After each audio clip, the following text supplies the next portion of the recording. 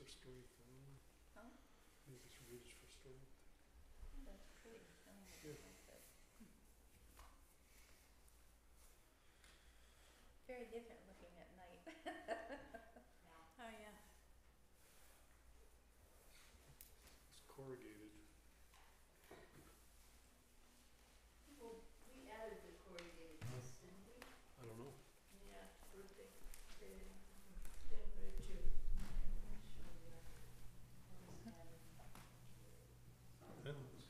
Did you rouse folks from Dunbar? I did not rouse folks. I just It's like a I can't. plastic barrier about that. Can't tell if they're coming or not. Little screw chambers, screw chambers. For strength. Made for insulation. What? Wood pencils.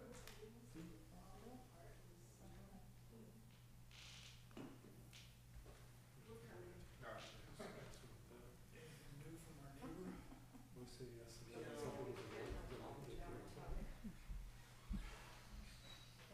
they were. They were on the way. Are we streaming already? Linda, are we rolling? Yes, it's gone.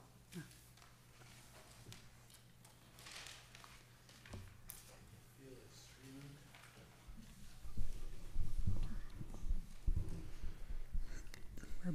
We're back on. Hello, streamers. We're just getting settled.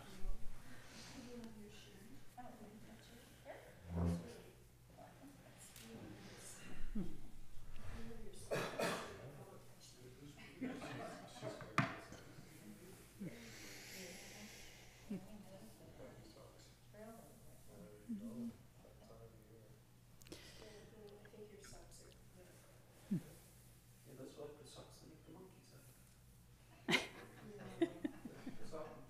Oh, is that right? But look, I think it has like extra stuff in the toes. All right, the people at home are getting bored listening to us. Being cognizant of the streamers, we'll move along here. Feet up in front of the streaming thing. So why don't we try a contemplation next? And we'll, oh, Peter's not here. Oh, did he leave us? We better not wait for him then. No, he wasn't feeling well and he wanted to get an early start on his Okay. trip back to Hood River.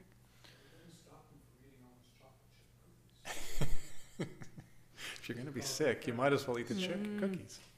Instant karma. Okay. So let's do a little contemplation here and think about how we relate to our own solidity and the boundedness of life. So start by thinking about where the edges of your commitment lie with regard to how long this lifetime will last. Just to see where that commitment lies and how solid it is. Look and see whether you feel like once this body dies, you'll die, or whether you will continue on in some form in another body, and just look at how you relate to that.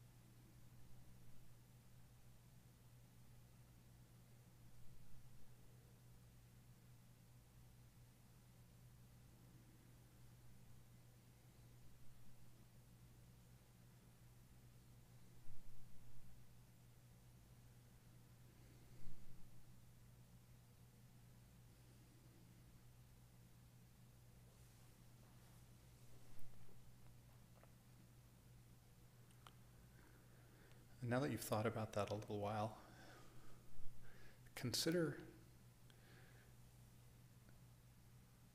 what that self at the center of that contemplation was. Who would continue on or die? How do you relate to whatever it is that constitutes you?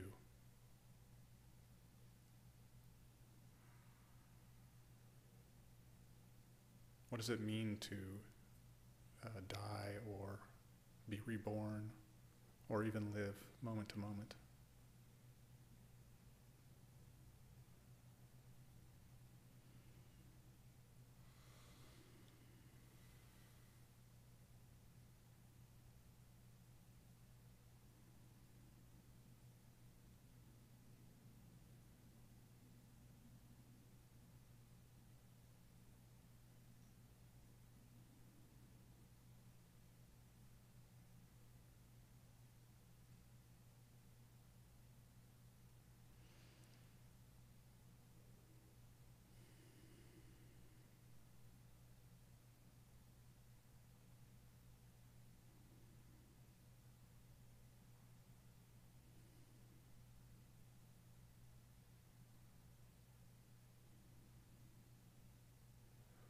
As you're thinking of that I at the center of this contemplation, think about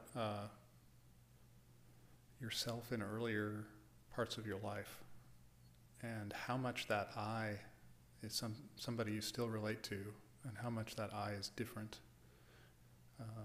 Think of yourself as a child, an adolescent, somebody in your early 20s, and see the ways in which you relate to that as the same person you think of as I now, or somebody slightly or even entirely different.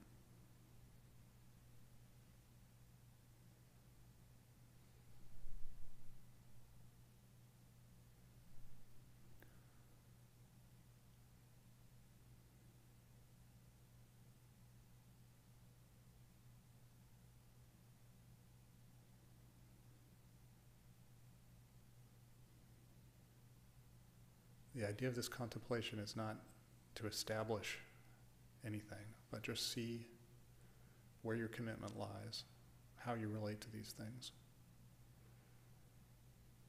what your actual inner experience is.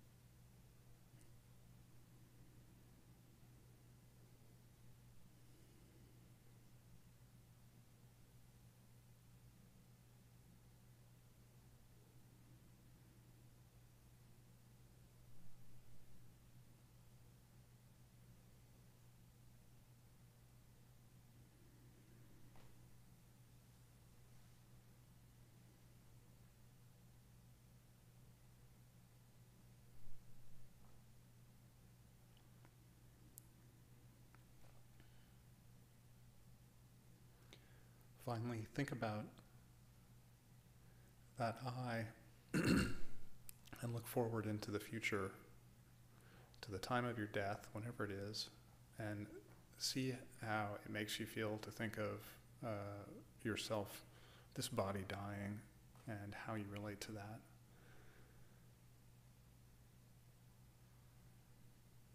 Is it that sort of poetic quality of the cloud that Thich Nhat Hanh described, or something a little more solid and personal?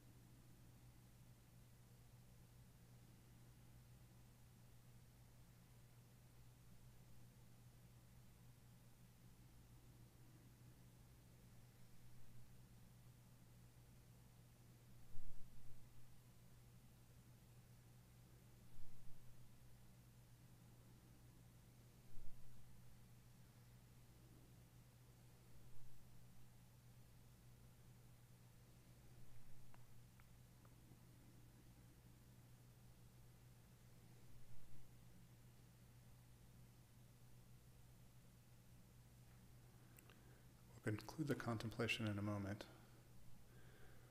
But finally, think about the possibility that your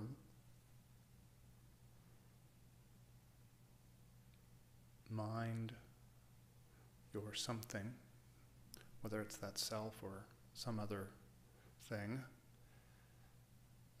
does not die at the end of this life, but continues on for thousands of years, or even thousands of lifetimes.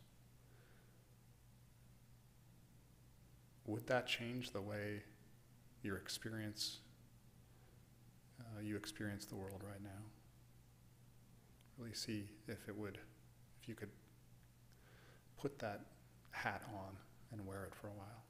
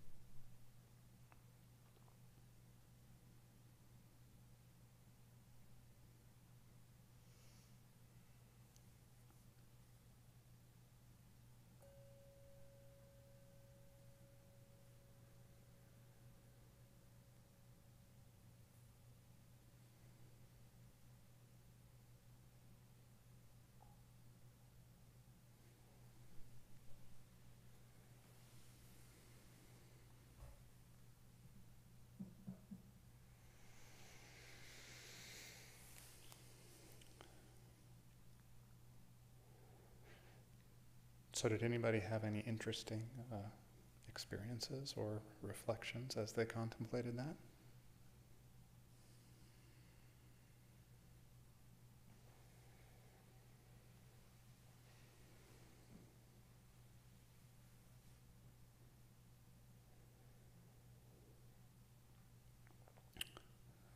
We all inhabit some kind of life, some kind of mental space, and these concepts, these contemplations kind of can help identify where those lines are for us. Yeah, Linda. It was interesting when you said to think back as a child how we've changed. And it's like thinking back through my lifetime.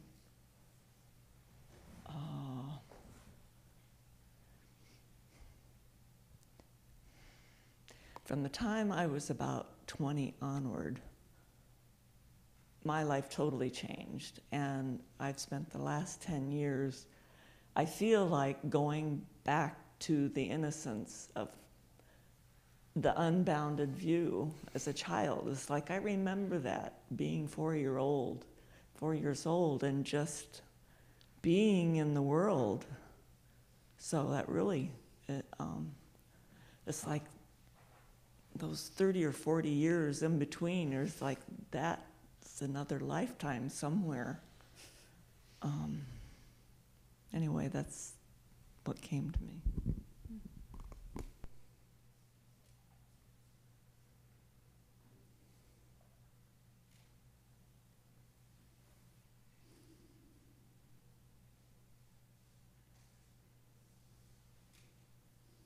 Well, all those other Phils are kind of like a big family. It's like a family of Buddhas, just a family resemblance, I guess you'd call among them. But I feel a lot of affection for them. They're like friends. Looking forward, I guess, I just know that I don't know. I mean, I've recently acquired the view that, yes, something does continue, but it ain't me, it ain't Phil, and I really don't know in what form. I haven't bought the detailed description of how that thing that continues gets implanted in a new womb. I don't know, I guess I have to keep working on my view to try that one on and develop some kind of faith in that. But I mean, I guess my basic feeling is I just don't know. I am willing to believe that not everything is compounded and something does continue. I mean, that you start to get glimpses of that in meditation. But it's just so far beyond my ken that I'm not even sure it's worth my trying to figure that out. It's because I don't have very good tools for making that calculation.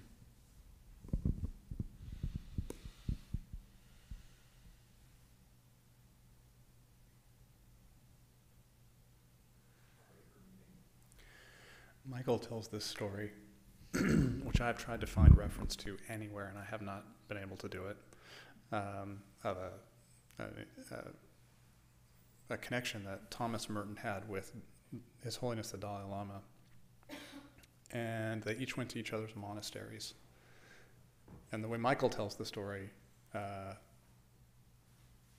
when the Dalai Lama went to Thomas Merton's monastery, everybody was very quiet and very serious. And I don't know, there was some kind of exchange, but at some point, the Dalai Lama said,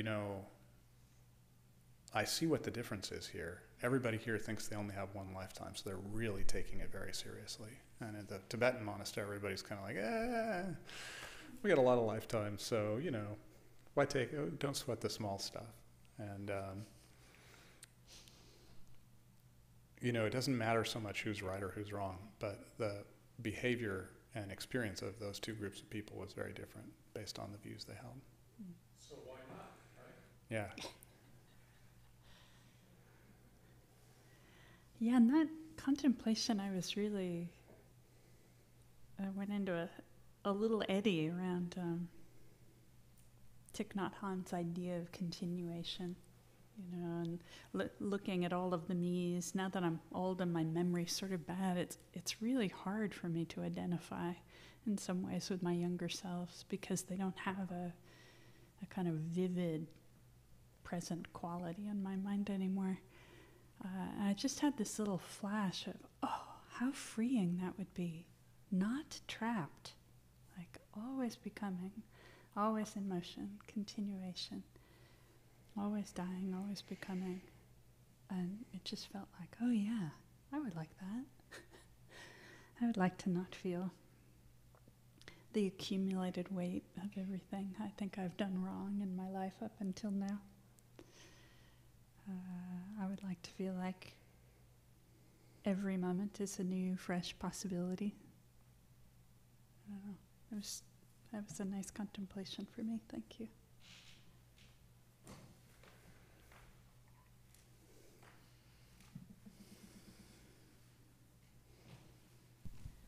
Yeah, I reflected on the Thich Nhat Hanh piece too during that contemplation because when I first read this, when you sent it out, it's like, yeah, I get the dying piece, but I don't understand the the birthing all the time. Mm-hmm. But during this contemplation, it's like I just had a sense of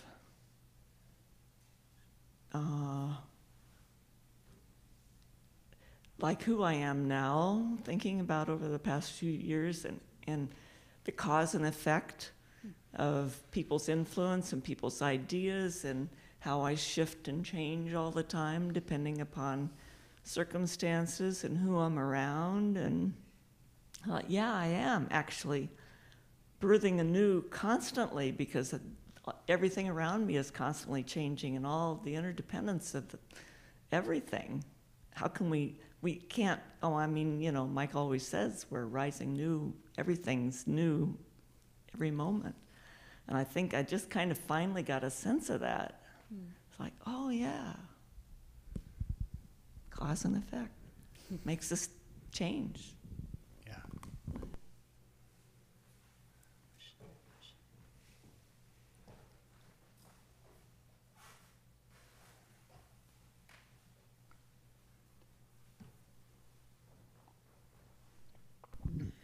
Okay, here's a belief that I have. As much as I try and have this unbounded mind and look at the ultimate rather than, the belief that I have is that like things are attracted to like things. So I like people who like dogs because I really get dogs. We were talking about not being afraid of horse. I don't get horses. I don't understand them. Born in the wrong age where I have, I get cars too. Not the new cars, but the old cars, I knew how to fix them. And I understood their engines. But, it's like when you get a new car and then suddenly you see all kinds of cars that are just like that. Or, I went to a park today and I walked over and I talked to a guy who clearly was having a good time with his dog. And because I'm attracted to that. So wouldn't it be also true, and I'm attracted to people who are Buddhists, or people that have, I can kind of get that, like I'm thinking about going and living in Europe for a while, and I've been looking for Buddhist groups in the Netherlands, and there aren't any. It's like, I look for things that are similar. So I also noticed that in nature, similar things are attracted to similar things, and things that are harmonic grow better next to each other. And, this seems to be a rule in nature. So wouldn't it also be true that my energy and the things that I've thought about all these years and that I have habits of mind with, wouldn't it also be true that energy, when it dies, would be attracted to this similar kinds of things? That it would. So that's kind of a belief that I have. But you don't believe in reincarnation? No. I believe in rebirth. Okay. And I believe that I have seen, because I really, the jury was totally out because I knew the 16th Karmapa, and I was totally out about the 17th Karmapa. I did not know if he carried the same bit until I spent time with him. And I absolutely know that he does, but he is a totally different person. But he carries something. Because I saw it. And I experienced it firsthand. But those guys are working on a whole different plane. They are taught from a very young age. They have a whole different thing going on than, us. The people in 3-year retreat right now, they are changing. And they will be very different than what we knew before. I saw it with Michael Conklin when he went into 3-year retreat. He was a different guy before and then when he came out, he was really different. And there are people like Sanjay that I've known for a really long time, and he was different when he was younger too. But he didn't go through a real intensive thing like a 3-year retreat, but those people are going to be really different. And I do believe that people like the Karmapa and that there is something, but they're working on a whole different level than we are. I really had hoped that I would, when my dog died, that I would find a puppy that would be a reincarnation of my dog. I gotta tell you, I really, really hoped that. But then I realized that wasn't gonna happen. And I was sad.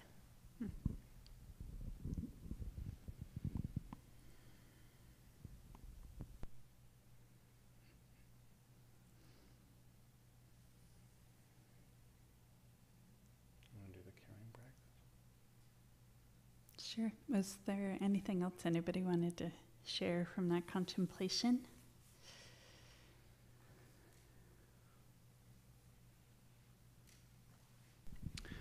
Yeah, I was just I was thinking about how one thing I've noticed is that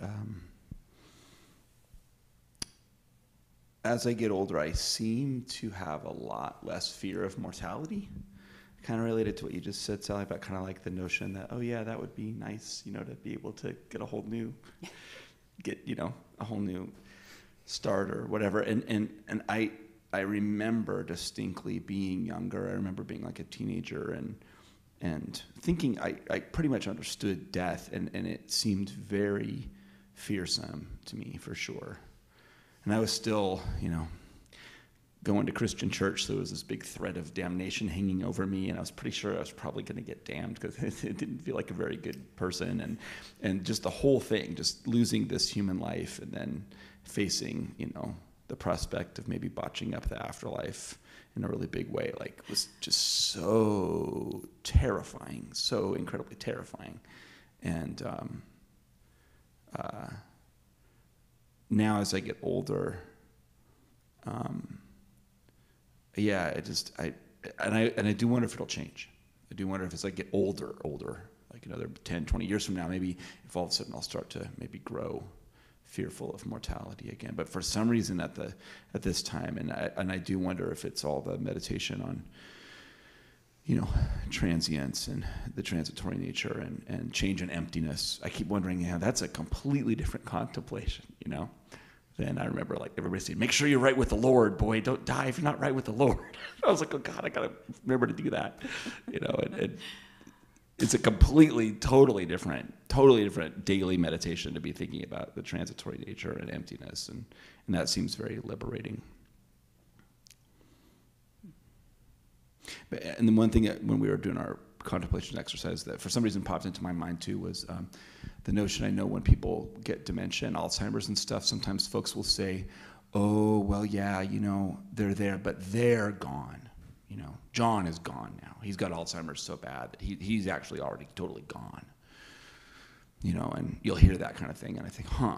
And I always, whenever somebody says something like that, I think, yeah, I know what you mean, but I mean, are they gone? And they're not really gone. I mean, at what point did they become gone? I mean, they're not dead yet, you know.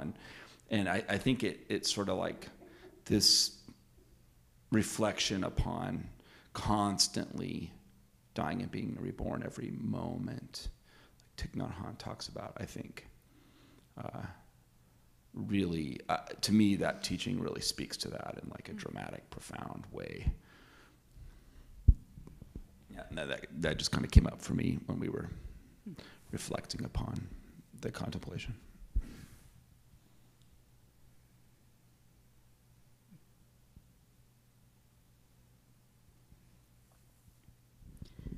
Well, we contemplate in the hope that as we wrestle with these things and we come to relate to them in more personal ways, that it'll spark plant little seeds of inspiration. It'll spark a desire to engage the practice. So we have a little caring practice for you for the week. And we made cards again. It's so sweet you do this. She gets all the credit too. This was her idea. I'm hoping these are helpful. They're helpful to me. It's a little visual reminder to try to work with this.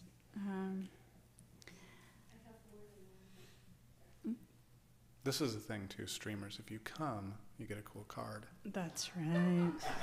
They should all be the same. They should all be the same. And the little cards that are going around the circle, for those of you at home, say, hold the view that you have had every possible relationship with the person in front of you.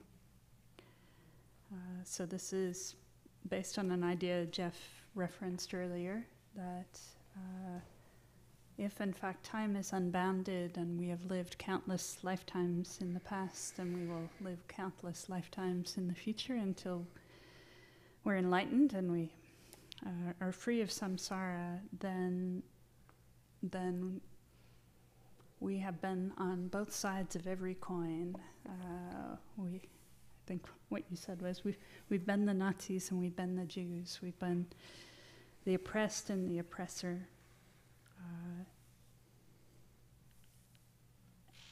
And, you know, I think I find this caring practice to be a great antidote to my sense of righteousness. So as we move through the world, we're really inclined to constantly be assigning the roles of hero and villain, the good person, the bad person, the person who deserves good things to come to them, and the person who doesn't.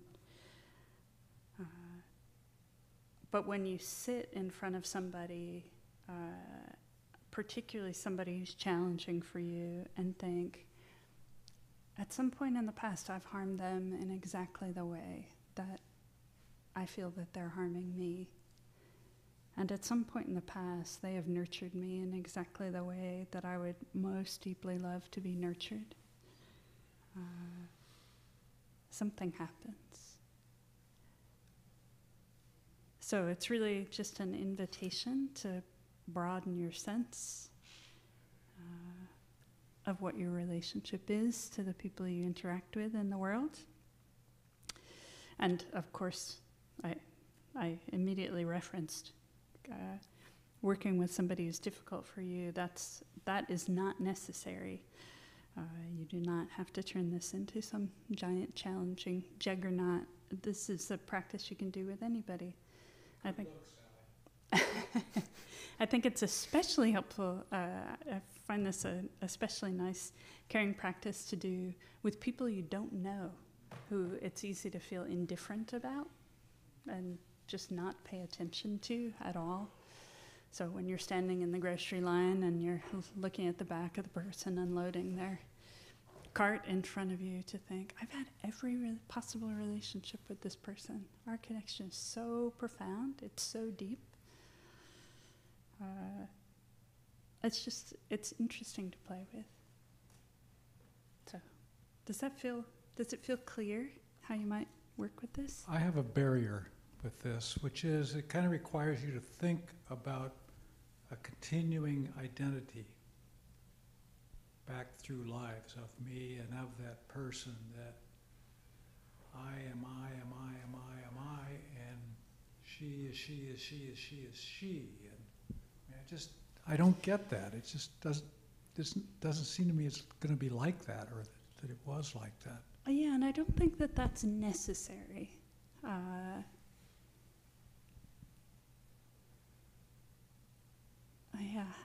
How to disrupt that sense, because I don't think that the practice is trying to say some essential fillness has gone from lifetime to lifetime to lifetime and has always carried some seed. I think it has more the sense of once I was a dog and you were a cat. Once you were a cat and I was a dog. Once we manifested in forms that were sisters, once we manifested in forms that were enemies, once we manifested in forms that lived on the opposite side of the globe and never met. I don't mean it in that sense of now I recall my past lifetimes, and 600 years ago you were Cleopatra and I was Mark Antony. Yeah, it doesn't need to be quite as concrete as that. And as always, when we're working with the view, no belief is required. This is really just a pair of glasses we're trying on. Like, what interesting thing happens if you imagine, Phil, you and I have had every possible relationship. I will work on that. And if when you work with that, what you run into is disbelief and resistance and the discomfort of not wanting to do it, well, that's the practice, that's the path. It's not about believing or disbelieving. It's just about how to conceptualize, how to think about it so that I can go through this exercise. Yeah. So I'll work on that. For me too, it may be helpful to think of it in terms of I mentioned last week that when I contemplate, I usually have visual images that, not words so much, and you might have a brief interaction with somebody, and it's very difficult to conjure an entire kind of narrative about that. So sometimes I just have an image, like, to use the Nazi and the Jew image, which seems to be a theme tonight, to just have a sense of like being in a concentration camp and just having that sense of being, going back and forth between being the Nazi and being the Jew, just so that I can see that scene almost like a movie and feel the experience of both people. Interesting. Phil, you said something about this helps you like conceptualize.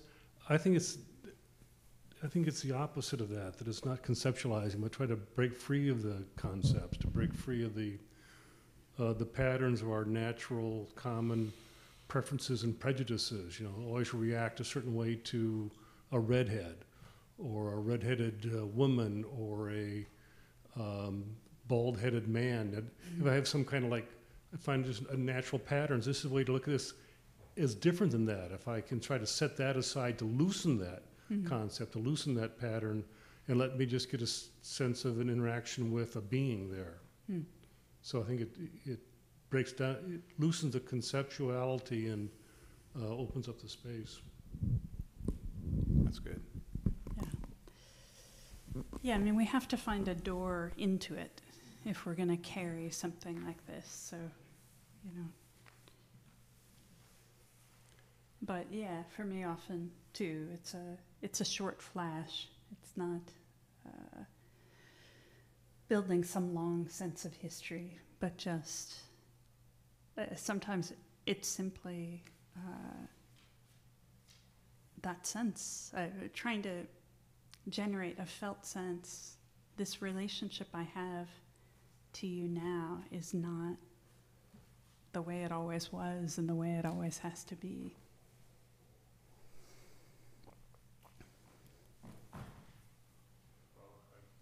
I'm finally going to say something. Hi, I'm Bjorn. I did just, if you guys want to practice reincarnation in this life, I recommend changing your name, legally changing your name. I went from Sean to Bjorn just about a year ago. Just went down, I just like the name Bjorn. But I do have people say, if they don't like a decision I make, well, what would Sean say? And then I think, well, Bjorn, it's a little bit tougher for Bjorn. So what did I do as Sean to deserve what's happening? No, I don't think that, but that might be another experiment. But I think I want to call everybody Phil, but it's Mark.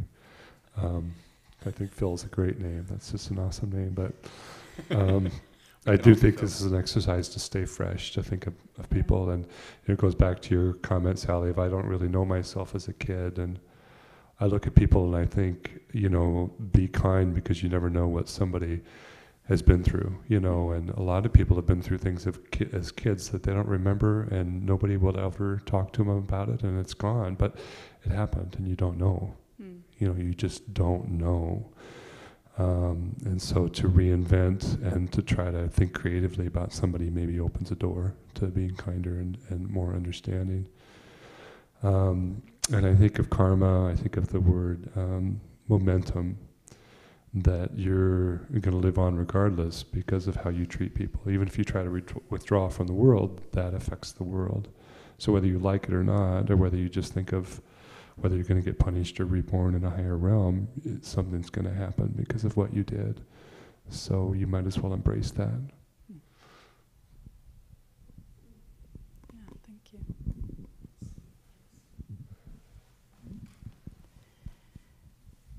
Yeah, we have a really solid sense sometimes of who we are, who other people are, and what our interaction, what our relationship is. And I think this is meant to shake that up and add an element of not knowing to the way we relate to people as we move through the world. So play around with this, and we'll talk about it when we come back next Monday. And you can tell us how it went. And So just for people streaming, that contemplation once more is hold the view that you have had every possible relationship with the person in front of you. I'll send that out on community as well. And then let's go ahead and dedicate the merit of the work we've done, the intention we had to come here, the energy we put forward to get here, the attention we gave in wrestling with these thorny and difficult things, with the hope that it will benefit all beings immediately and directly. By this merit, may we become omniscient. From this attainment, after defeating evil faults through the endless storm of birth, old age, sickness, and death, may we liberate all beings from suffering in the three worlds.